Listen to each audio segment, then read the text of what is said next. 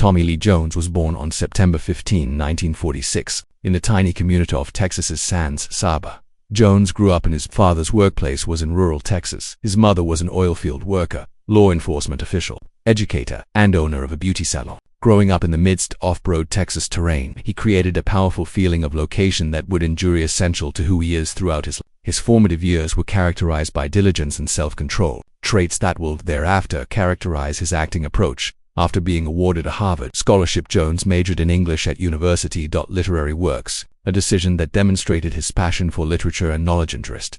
He shared a room at Harvard with Al Gore, the future vice president, and he also played football with excellence. Acting as Ant the Harvard Crimson's offensive guard, his scholastic and athletic accomplishment has shown the same motivation that would help him succeed in Hollywood. Following graduation in 1969, Jones relocated to NYC in order to pursue acting, intent on leaving his imprint in infamously challenging field. That same year, I started my first professional role in the Broadway production of A Patriot for.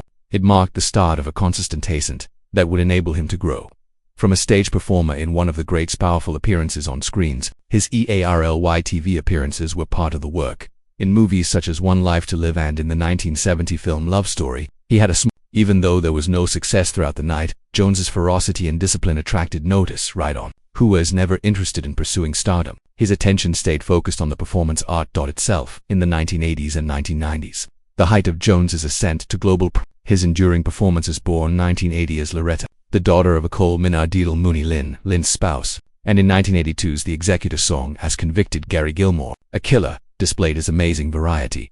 His Oscar-winning performance, however, as Samuel Gerard, U.S. Marshal, in the 1993's Fugitive Vet solidified his position in the film industry. Past, his performance was powerful, knowledgeable, and surprisingly funny. It became his signature combination. He played the part again in U.S. Marshal's 1998, and kept delivering strong roles in movies such as Men in Black, 1997-2007's No Country for Old Men, and Link, 2012, which all reflected his profound comprehension of human complexity. In addition to his acting accomplishments, Jones is a well-known filmmaker as well. He oversaw and played the lead role in The Three Burials of Estrada Melkt, 2005, eerie contemporary western that was well-deserved praise from critics for its poetic moral depth and narrative. The movie showed how much Jones loved the American Southwest and his issue-sensitive issue of loyalty, justice, and atonement. His more directing endeavors, such as The Ombudsman 2014, further demonstrated his ability to Takamara and his dedication to discovery, the spirit of the frontier that characterized both his personal and professional lives. Even though Tommy Lee Jones is well known, he has consistently upheld a reputation for humility and seclusion. Renowned for his arid wit and straightforward manner, he prefers a peaceful existence away from the glamour of Hollywood. He has a number of continues to live on ranches in Texas. Near the ground, representing the stoic independence that defines his roles on screen. Those who have frequently collaborated with him characterize him as demanding, smart, and incredibly appreciative of his art. He cherishes his veracity and genuineness, whether in his daily life or in his performance life.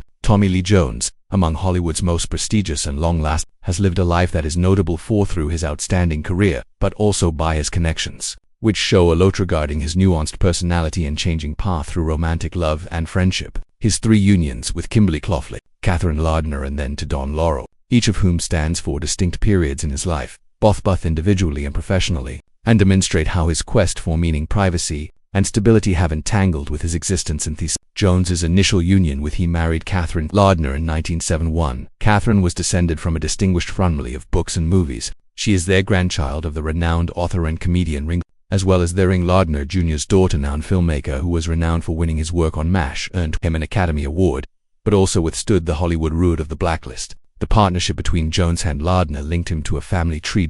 Entrenched in literature and Hollywood, when they were getting married, Jones was still a budding performer, establishing a route for himself on both screen and stage. Following graduation from Harvard, their union took place at the same time as she's early professional aspirations and challenges as he made appearances in TV shows such as One Life to Live and started obtaining minor parts in movies. However, the pair had a strong intellectual connection and reciprocal appreciation of the arts, the requirements of the entertainment sector, in addition to Jones's developing career obligations and extended absences from the set, took their toll. According to reports, after Seven, the couple got divorced after many years of marriage in 1978, bringing Jones's first major to an end-romantic phase. In spite of their the union with Catherine Lardner provided Jones with a closer look at Hollywood's artistic communities and enhanced his comprehension of the pressures and sacrifices associated with a profession in the spotlight. In 1981, Jones and Kimberly Clothley were wed. That demonstrated a more realistic and the actor's home life. Kimberly was Phil Hardberger's daughter. Wow would go on to become San Francisco's mayor. Texas Antonia, a link that would connect Jones to the lone even more star state, a location that would eventually be essential to who he is.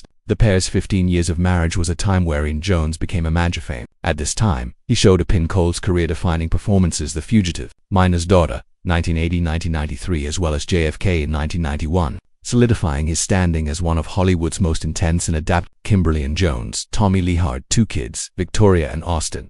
Additionally, Jones's commitment to his family was well known in his immediate circle. He frequently praised his ranch life in Texas, from which he may escape Hollywood's chaos and enjoy a peaceful, more genuine life with his spouse and kids. But as his notoriety increased and his movie schedule turned into his demands increased, tensions started to show up in the marriage. The demands of keeping up a family life while balancing the pressures of global celebrity ultimately proven challenging. In 1996, the couple got divorced.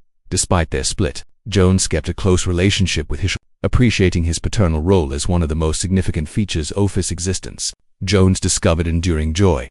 He married Dawn Laurel for the 3rd time in 2001. He married her. Jones met Dawn, a gifted photographer, during his time on the set of one of his movies, and their mutual admiration for storytelling art and the splendor of simplicity served as the cornerstone of their connection. In contrast to his prior unions, Jones' friendship with Dawn was particularly quiet and private. The pair has frequently spotted having fun on Jones' expansive San Saba cattle ranch, Texas County, a property that exhibits his profound affection for the country and his cowboy ancestry. Collectively, they was able to establish a life outside from the Hollywood glare, based on reciprocal courtesy and a mutual dedication to nature and inventiveness. Dawn has occasionally worked with Jones in her professional life, helping heralding photography to a few of his endeavors, and their silent but ongoing collaborations as evidence of the actor's maturity and the pursuit of inner tranquility after being in the spotlight for decades.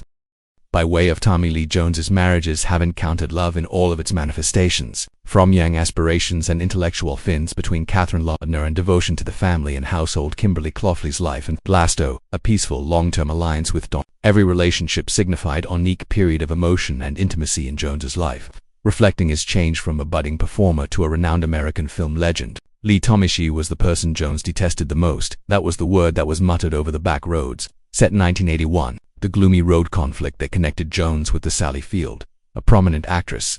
On paper, the partnership looked promising. A grim tale from the South with 2 Oscar-quality abilities. However, behind the lens, what occurred was not cinematic harmony, but a clashing emotional storm, temperaments, damaged egos, and deep-seated resentment. Jones, Tommy Lee, renowned for his volcanic vigor and known sense of profession, allegedly created an dislike of Sally Field that is almost visceral while the movie was being made. Pay attention, that shaped not only their performances, but also the whole set environment.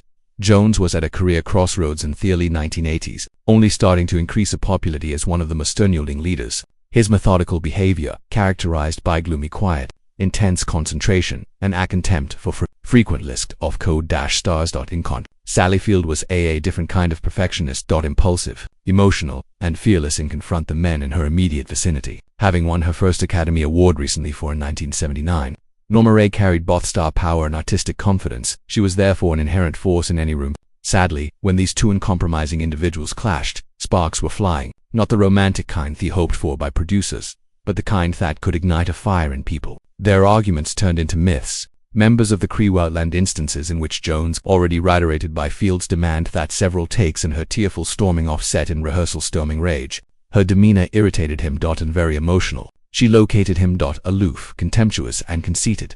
Tommy was open about how he felt. Performer Glenn Corbett, who played a bit Partons, said in Back Roads, "He believed Sally was overly dramatic, as well dominating. One day he told me I can't approach it in this manner. She's acting for the scene, but for herself." Corbett's comments reveal the source of their animosity, a profound difference in philosophy of art.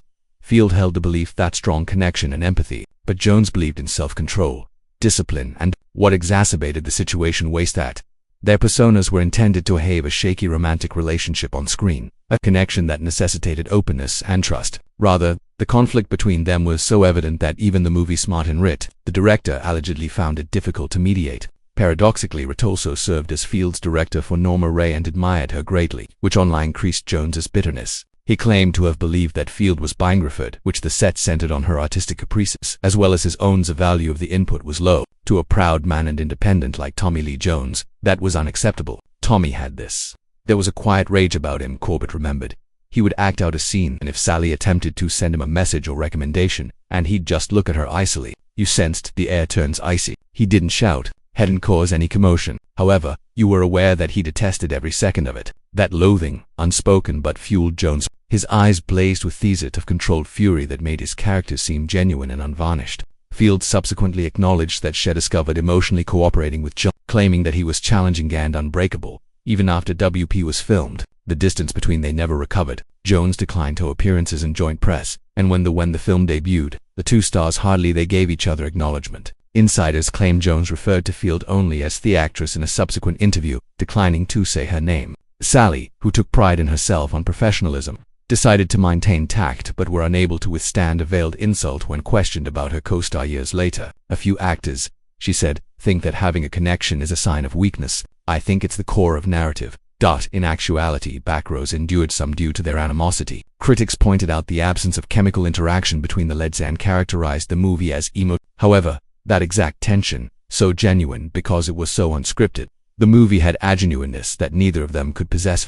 For Jones, the encounter confirmed his conviction that emotional distance on the set. For Field, it turned into a reminder of the fact that even talented actors can when pride takes precedence. The best way to put it was by Glenn Corbett. They were like oil and water. Two great talents who were unable to agree. Tommy respected her talent, but heckled and stand her methods. Sally respected his authority, but she couldn't stand his silence. Sometimes in this business, that's all it takes for her to grow. Ultimately, Backrows continues to be a time capsule of that combust. Two stars at the height of their ambition, trapped in a story about wounded souls traveling together, incapable of finding tranquility even when the camera ceased to roll.